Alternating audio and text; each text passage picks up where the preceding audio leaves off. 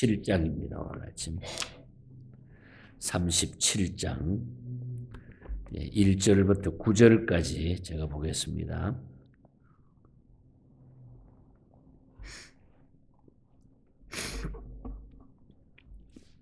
부사렐이 조각목으로 궤를 만들었으니 길이가 2규빗 반, 너비가 1규빗 반, 높이가 1규빗 반이며 순금으로 안팎을 싸고 위쪽 가장자리에 돌아가며 금태를 만들었으며 금고리 넷을 부어 만들어 네 발에 달았으니 곧 이쪽에 2고리요 저쪽에 2고리며 조각목으로 채를 만들어 금으로 싸고 그 채를 궤 양쪽 고리에 꿰어 궤를 매게 하였으며 순금으로 속죄소를 만들었으니 길이가 2규빗 반, 너비가 1규빗 반이며 금으로 그룹 둘을 속죄소 양쪽에 쳐서 만들었을 때 한 그룹은 이쪽 끝에 한 그룹은 저쪽 끝에 곧 속죄소와 한 덩어리로 그 양쪽에 만들었으니 그룹들이 그 날개를 높이 펴서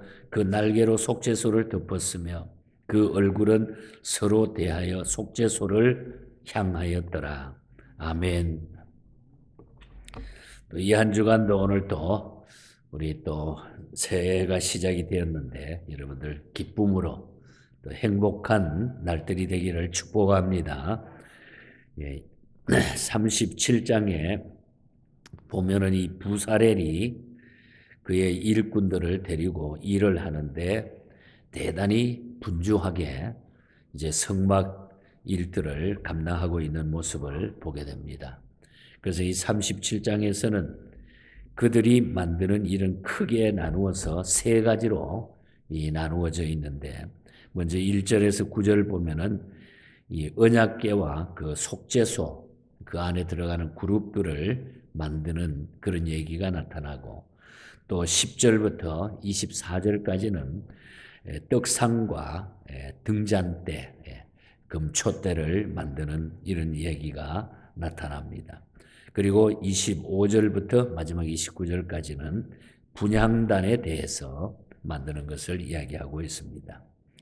그래서 오늘 아침에는 이 성막 내부의 거룩한 기물 제작에 대해서 우리가 말씀을 주시는 대로 또 한번 기억하기를 바랍니다.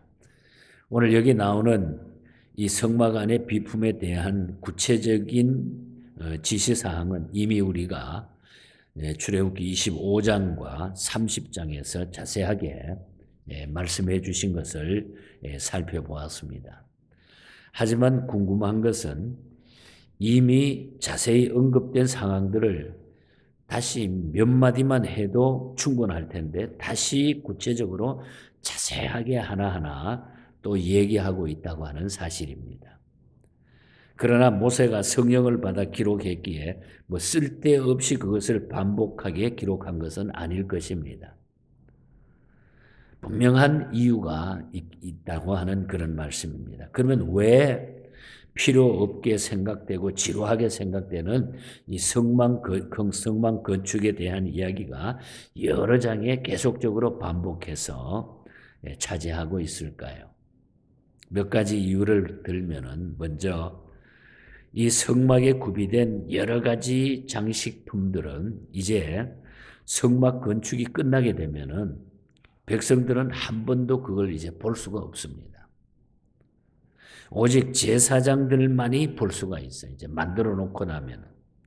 그런데 이 모든 성구들이 이렇게 자세하게 구체적으로 기술될 필요가 그래서 있었다는 겁니다. 만들 때에 그것을 모든 사람이 알도록 해 주셨다는 거죠.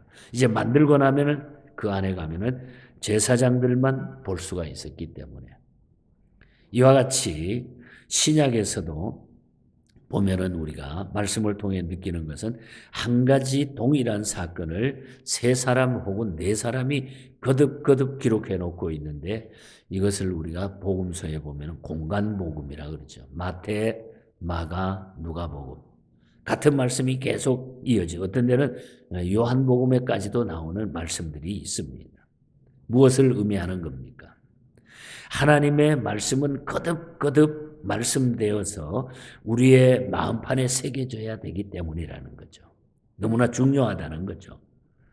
우리가 교육이라고 하는 것은 이 반복적 학습입니다. 하나님의 말씀을 우리가 그래서 몇 번이라도 우리의 마음속에 새겨질 때까지 반복적으로 우리가 읽어야 하고 들어야 되고 우리 귀에 또 마음판에 우리가 기록을 해야 된다는 거죠. 그래서 하나님은 너무 중요한 사실이고 너희들이 이걸 반드시 알아야 되기 때문에 그렇게 반복적으로 말씀하셨다 하는 걸 알 수 있죠. 또 다른 이유는 하나님의 명령이 거듭거듭 들려진 것은 하나님의 명령에 얼마나 충성스럽게 순종해야 할 것을 말해주고 있다는 거예요. 하나님의 계명들은 1.1핵이라도 어김없이 존중되어 지켜져야 한다는 그런 말입니다. 너무 중요하다는 거죠. 또 하나의 다른 이유는 이로써 하나님은 그의 백성의 성실한 복종을 기뻐하신다고 하는 것을 의미하고 있는 거예요. 우리는 하나님에게 성실하게 복종함으로써 하나님께 온전히 영광을 돌리는 성도가 되어야 된다. 그래서 하나님은 반복적으로 이렇게 하셨다. 그리고 우리는 성막이 지니고 있는 영적인 풍성함과 아름다움을 보면서 교회를 더욱 사랑하고 찬양하라고 하는 이 놀라운 교훈이라는 것입니다. 그래서 다시 한번 오늘 기록된 이 말씀을 간단하게 한번 살펴보면 1절부터 9절 사이에 언약궤와 속죄소를 만드는 그 의미에 대해서 잠깐 보면은 이 언약궤는 하나님의 임재를 상징했습니다. 잘 아는 대로 이 언약궤 속에는 십계명 돌판이 들어 있었고 또 아론의 쌍난 지팡이가 있고 만나 향아리 세 가지가 언약궤 속에 들어 있었습니다. 이것은 오늘의 하나님의 임재를 나타내는 상징입니다. 오늘날 하나님의 임재는 하나님의 교회 속에서 말씀 그리고 하나님이 세우신 목회자들 그리고 날마다 주시는 일용할 양식을 느끼고 체험할 수 있는 것이 오늘날 교회 생활이라는 거죠. 하나님이 이렇게 해서 언약궤 속에 언약궤를 만들어 주셨다고 하는 것. 그리고 6절에 보면 속죄소가 나오는데 이 속죄소는 1년에 한 번 대제사장만이 들어가서 하나님 앞에 속죄할 수 있습니다. 다른 사람이 못 들어갑니다. 하나님은 이 속죄소에서 대제사장만 만났어요. 그런데 대제사장 대신 예수 그리스도께서 십자가 위에서 속죄의 양이 되심으로 이 속죄소의 휘장을 위에서 아래로 찢어 놓으심으로 말미암아 히브리서 4장 16절 말씀처럼 이제는 누구든지 그리스도의 이름을 의지해서 은혜의 보좌 앞에 담대히 나갈 수 있게 만들어 주셨다. 그 의미를 언약궤와 속죄소를 통해서 우리에게 보여주신다는 거죠. 그 다음에 우리가 10절부터 24절 사이에 나오는 이 떡상하고 등잔대를 만든 겁니다. 이 떡상을 먼저 만들었는데 10절에 보면 하나님은 훌륭한 가장이심으로 충만한 식탁을 마련해 주시는 분이라는 거예요. 세계는 그의 장막입니다. 하나님의 장막이에요. 그러므로 그 안에 있는 모든 피조물에게 날마다 우리 하나님은 식탁을 베푸신다는 의미. 오늘도 지구촌에 75억이란 많은 인구의 식탁을 누가 준비해 주시나? 우리 하나님이 다 준비해 주신다는 거죠. 이것은 생명의 떡 되시는 예수 그리스도를 예표하고 있다는 거예요. 예수 그리스도는 우리의 생명의 떡이 되신다. 진정한 식탁은 우리의 영원한 생명의 떡은 우리를 배부르게 할 수 있는 우리의 만족함을 줄 수 있는 분은 바로 예수 그리스도밖에 없다. 그분은 오늘 전 세계의 모든 인류에게 식탁을 마련해 주셨다. 그리고 등잔대를 만들었다고 그랬습니다. 이 등잔대는 어두운 세상에 빛이 되어야 할 교회를 말한다고 우리 앞에서 이미 설명을 많이 했습니다. 레위기 24장 3절에 보면은 이 등잔대 불은 밤낮으로 켜져 있어야 했어요. 꺼지면 안 된다. 24시간 매일매일 켜져 있어야 된다. 교회는 항상 말씀이 흘러나와야 한다고 하는 의미입니다. 마태복음 5장 14절에 너희는 세상의 빛이라 그랬어요. 그렇게 말씀하신 것처럼 이것은 성도의 빛된 생활로 하나님의 교회를 아름답게 장식하라는 말도 된다는 거죠. 성도의 희생은 하나님의 교회를 항상 밝게 비치게 해야 된다고 하는 것. 꽃받침과 꽃의 모습은 아름답게 장식이 됐다. 그 받침대가. 성도들의 손길로 교회가 아름답게 장식되는 것을 우리 주님은 기뻐하신다 하는 그런 말씀이죠. 그래서 우리는 세상에 빛이고 이 빛은 계속적으로 비쳐 있어요. 하나님의 교회가 말씀으로 늘 역사해야 되고 우리의 마음의 성전이 날마다 하나님의 말씀으로 늘 가득 차 있어야 된다. 비쳐야 된다. 그리고 끝으로 25절부터 29절 사이에 분향단을 만들었다고 그랬죠. 이 분향단은 그 안에 보면은 전부 금으로 금향단이에요. 향단에는 매일 향이 분향이 돼서 매일 그게 향이 피워져 있었죠. 앞에서도 말씀드렸듯이 향은 성도의 기도라고 그랬습니다. 향은 성도의 기도. 요한계시록 5장 8절에도 보면 향은 성도의 기도라 그랬습니다. 그러므로 우리는 날마다 이 기도의 향을 하나님께 올려드리는 성도가 되어야 된다.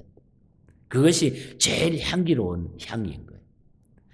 바로 이 우리는 향단에 늘 이 향기, 기도의 향기가 늘 올라가야 된다.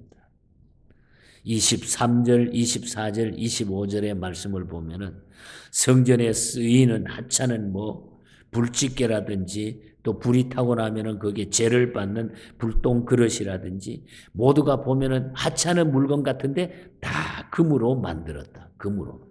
이것을 보면은 하나님의 성전을 위해 최상품을 써서 하나님은 만들게 하셨다. 그리고 29절에 보면은 관유와 향품 등을 만드는 것까지 하나님이 일러준 법대로 다 했다는 것. 하나님이 말씀하신 그대로 다 했다고 하는 것. 이것은 하나님의 교회는 철저하게 하나님을 중심으로 섬겨야 함을 의미하고 있다는 것. 그러니까 모든 교회의 우리의 성도의 모임은 중심은 우리 하나님 중심으로 돼야 된다. 말씀 중심으로 이루어져야 된다. 그것이 오늘 우리가 이미 가지고 늘 우리가 읽고 듣고 하는 하나님의 말씀으로 오늘 우리에게 주어져 있다는 거죠. 그래서 오늘 말씀의 결론은 말씀이 중요하다는 거예요. 이 시대에.